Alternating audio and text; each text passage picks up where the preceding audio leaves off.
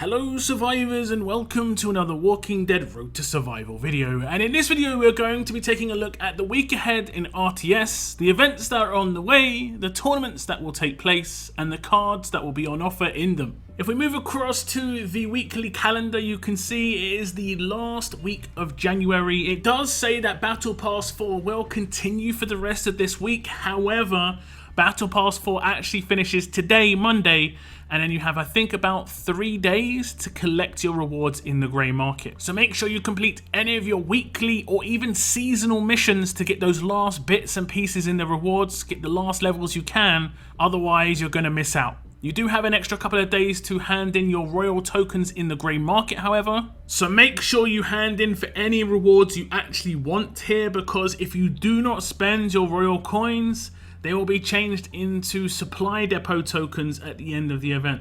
Some people don't realize this, think they can get them over to the next battle pass. It does not work like that. Spend everything you've got, even if you've only got 25, you can get yourself a little 3-star trainer at least. So make sure you spend all of your battle pass royal tokens as soon as possible. Now onto the events, we do have the Cure event coming to an end as well. I did claim S-Class Amber last week, and I think a lot of people did themselves. And I think this event went really well. I said in that video, I think this event went really well. Considering it was a very short event, it had the potential to not be, well calculated in terms of the amount that we could get.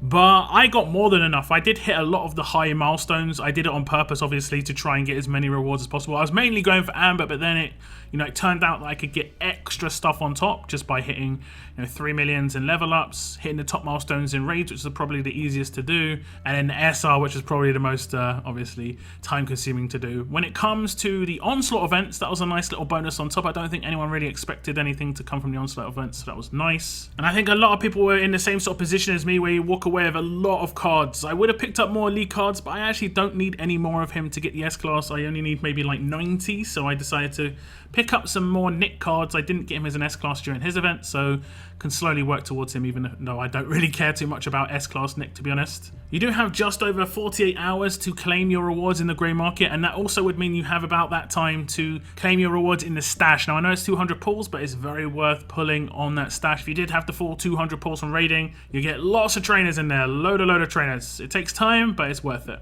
Once the Cure event ends, we are going to have a 2-week event start up called Rebirth, and there were a lot of kind of memes going on about this because of obviously what's going on in RTS and the chats that are going on right now, but it does look like it's going to be a Hilltop related event. You can see the Hilltop badge on the far left hand side on the picture on the schedule here. It starts on the 25th of January, which is today, but on here on the calendar it does say it starts on the 26th in the picture.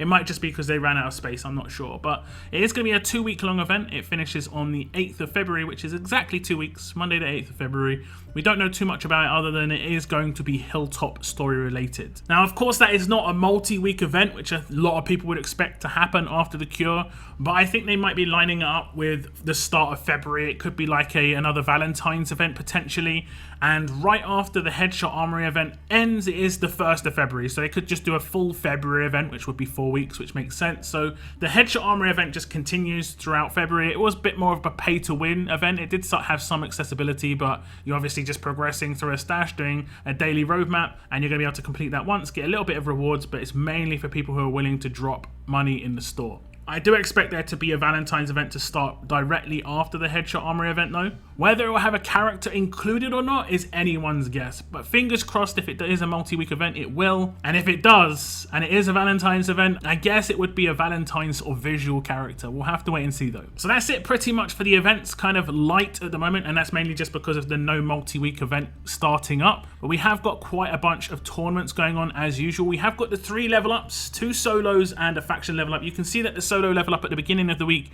was a little bonus for the Cure, which I think was a nice little bonus, because I know there's probably some people out there who either didn't get enough of the syringes for Amber or wanted to get some more syringes for the bonus rewards. I myself hit 3 million in this solo level up just to get some extra rewards. Very well worth it. You could get yourself thousands of cards of like Callie, Shaq or Lee, some great characters there. So definitely worth getting the last of the syringes here just to get some extra rewards on top. The solo level up and faction level up have no event correspondence, so you can just decide to dial it back a little bit during those events, and this is kind of what I said potentially could happen, where there could be level ups that don't have any event correspondence and that's going to affect the trainer pass. The trainer pass itself has 2 more weeks remaining, so it will be this week's level ups and next week's level ups to get the amount of level up points you need. I am not going to purchase the key until I completed the entire thing, and I'm at 16.4 million out of 20. Now you would think, hey, that's going to be fine, but if there's not going to be any event related stuff, I'm generally not going to go in. But there is a faction level up at the end of the week, and I always hit 3 million in faction level ups minimum. So I am probably going to finish the trainer pass, but my complaints are pretty valid. I definitely hit over 3 million in some of these level ups. I was hitting 3.5, 3.6, sometimes like 4.2. I don't go too ham in level ups, just basically try and hit 3 million plus every time. And my original complaint basically being, you're going to miss out on people spending for this because they're not going to hit the 20.4 due to not needing to get more points because of, you know, not going all in on an event, or there being no event in place. There was definite potential there. My argument still stands that it's just better off reducing the amount of points required here just to make the trainer pass more appealing to more people. If you've got 10% of your community completing the trainer pass, then only 10% are realistically going to buy it or like be very up for buying it, especially like if they get burnt this time. Say you get burnt on the trainer pass this time, next time around you're going to be like, well, I didn't get completed last time, so I'm not going to buy it next time unless I complete it, and then they won't complete it next time, and so on and so forth. Whereas if it's much easier to complete, and then you've got 50% of your community in the position to buy the trainer pass, you're going to sell it more. It's all about selling it, right? It should be mainly about selling the trainer pass, not about someone having to hit some sort of milestone with the money they've spent. It doesn't make any sense to me. And it just goes back to my original argument. The battle pass is much nicer, and we will have obviously a new battle pass starting up next week on the Monday. So yeah, stay tuned for that. We'll do the usual Monday shenanigans of the battle pass starting up, where we can see what weapons in the battle pass live on my live stream. That's been a lot of fun the last couple of times, so I hope to do it again. But we do have some other tournaments coming this week, and we do have a solo survival road kicking things off that is not going to be attached to any event. So obviously if you want to just laze back on a solo survival road, I would not blame you. It was one of the most time consuming tournaments in the game for sure, and I have submitted a sort of quality of life update potential that would be such a big boost to, I think, anyone doing survival road, especially people who would be willing to can on a regular basis.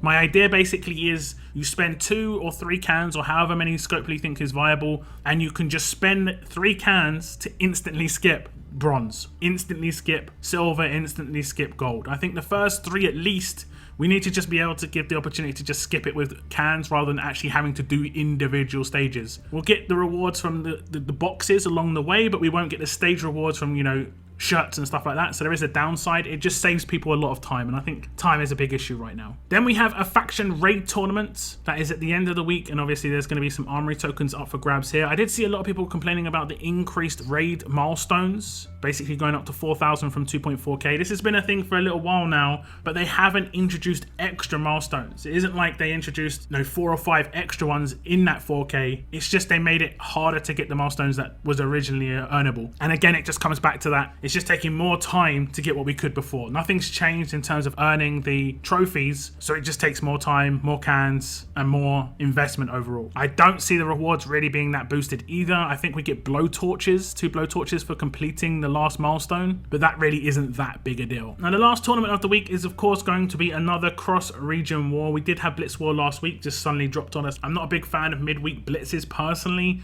Normal weekend CRWs are kind of the standard, so everyone knows what to expect here. We should have a 24-hour mod removal before the cross-region war as well, so if you need to switch up those mods, that will be the perfect time to do so. The main cards for this week have not changed since last week, but I do have a theory of how they're going to change going forward. We're going to get this confirmed, whether it be actual confirmation or just from the actual rewards next week of how it's going to work going forward, but my guess is it's just going to be what I did in my video before. We are going to have Marcus, Beta, Lou, and Javi as the 100 card slots, and then we are going to have Job, Morgan, Lee, and Abraham as the 60 card slots for this week. Now, if you haven't checked out that video and you're not really got the time to, I would say if you do want Beta and Marcus, they are most likely going to be removed from the crate this week.